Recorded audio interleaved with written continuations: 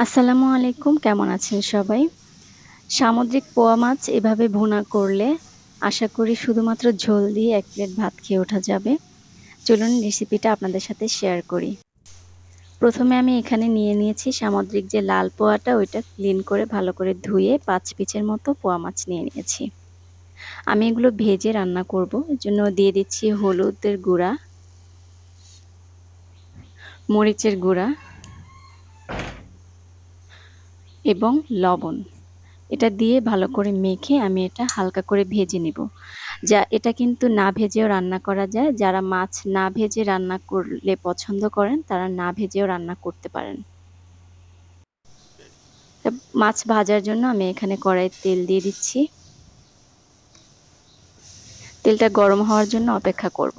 গরম না হলে যদি মাছ দেওয়া হয়, সেক্ষেত্রে কিন্তু মাছ কড়াইয়ের সাথে লেগে পড়বে। মাছের মাথাটা দিয়ে নেড়ে-চেড়ে নিচ্ছি। এতে করে মাছ কড়াইয়ের সাথে লেগে যাওয়ার সম্ভাবনা খুব কম থাকে। একে একে আমি সবগুলো মাছ দিয়ে দিব কড়াইয়ে।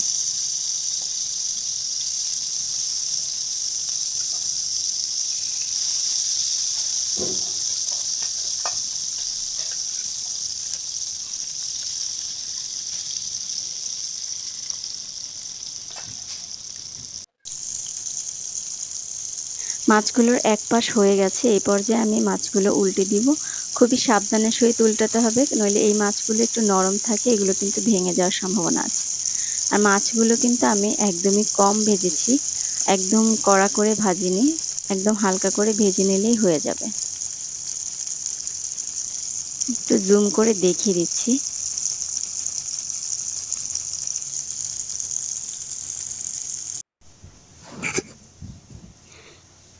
এখানে আমি মাছ রান্না করার জন্য পরিমাণ মতো তেল দিয়ে দিয়েছি।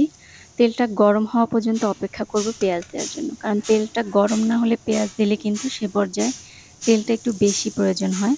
আর তেল গরম হওয়ার পরে পেঁয়াজ দিলে তেল একটু কম হলেও প্রবলেম হয় না। পেঁয়াজ ভাজার সাথে সাথে তেল উঠে আসে। আমি এখানে ১.৫ কাপ পরিমাণ পেঁয়াজ কুচি নিয়ে নিয়েছি। এখানে চাইলে আপনারা ১ কাপ পেঁয়াজ কুচি এবং 1/2 কাপ পেঁয়াজ বাটাও ইউজ করতে পারেন। আমার হাতের নাগালে এই মুহূর্তে বাটা পেঁয়াজটা নেই বিধায় আমি সম্পূর্ণ কুচি পেঁয়াজ দিয়ে রান্না করছি। বাটাটা দিলে কিন্তু আরো বেশি ভালো লাগবে খেতে। পেঁয়াজটা একদম সুন্দর করে ভেজে নিয়েছি। এই পর্যায়ে আমি আদা রসুন বাটা দিয়ে দিচ্ছি। যদিও আদা রসুন বাটা দেওয়ার সিনটা স্কিপড হয়ে গেছে। এখানে আমি অল্প পরিমাণে আদা রসুন বাটা দিয়ে দিয়েছি ১ চামচ পরিমাণে। আপনারা চাইলে এটা দিতেও পারেন, অথবা যারা মাছে আদা রসুন বাটা খেতে পছন্দ করেন না, তারা স্কিপ করতে পারেন। এরপর দিয়ে দিচ্ছি জিরার গুঁড়া, ধনিয়ার গুঁড়া, মরিচ এবং হলুদের গুঁড়া। এই পর্যায়ে আমি একটু পানি এড করছি, কারণ পানি এড না করলে এটা পুড়ে যাওয়ার সম্ভাবনা আছে।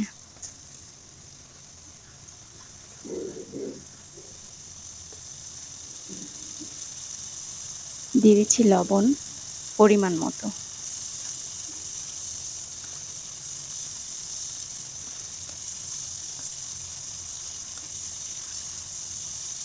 মশলাটা প্রায় কষানো হয়ে গেছে।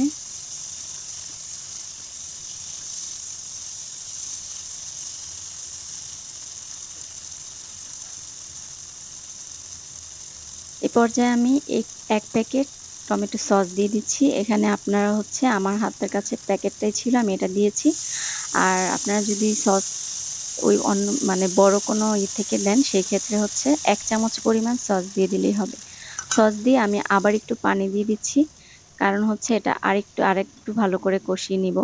আর এই মসলাটা এত মানে বেশি করে কষানোর কারণই যাতে করে মাছের যে মসলাটা থাকে, যে ঝোলটা হয়, সে ঝোলটাই যেন অনেক মজাদার হয়।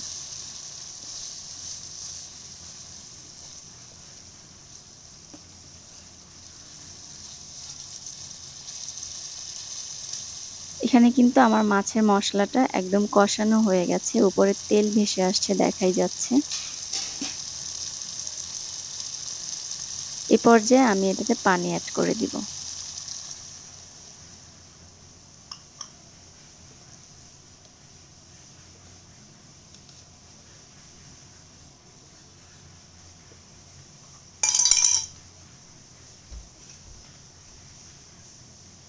পানিটা বলক আসার অপেক্ষা করব। কম হয়েছে তাই আমি আরেকটু পরিমাণে অ্যাড করে দিচ্ছি।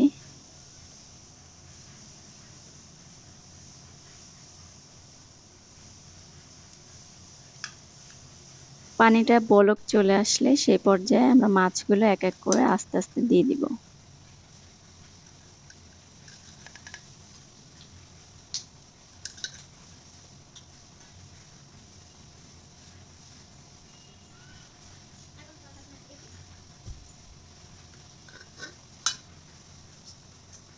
ঢেকে দিচ্ছি কিছুক্ষণের জন্য।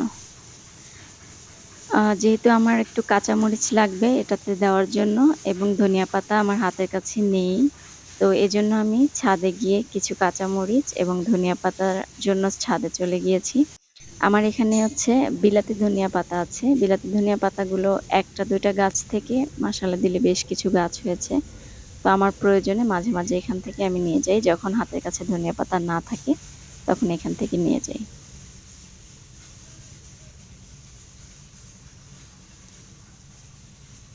যতটুকু নিয়েছি আশা করছি হয়ে যাবে। এখানে আমার মাছ তরকারিটা কিন্তু প্রায় হয়ে গেছে।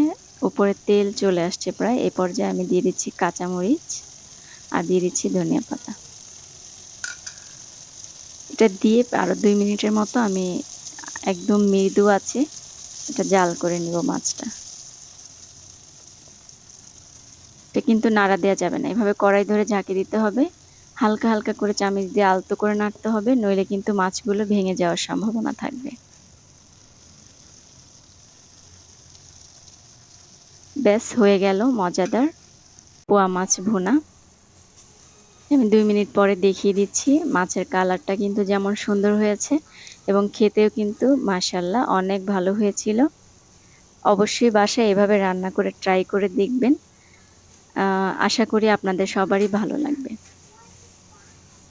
সবাই ভালো থাকবেন, সুস্থ থাকবেন। আল্লাহ হাফেজ।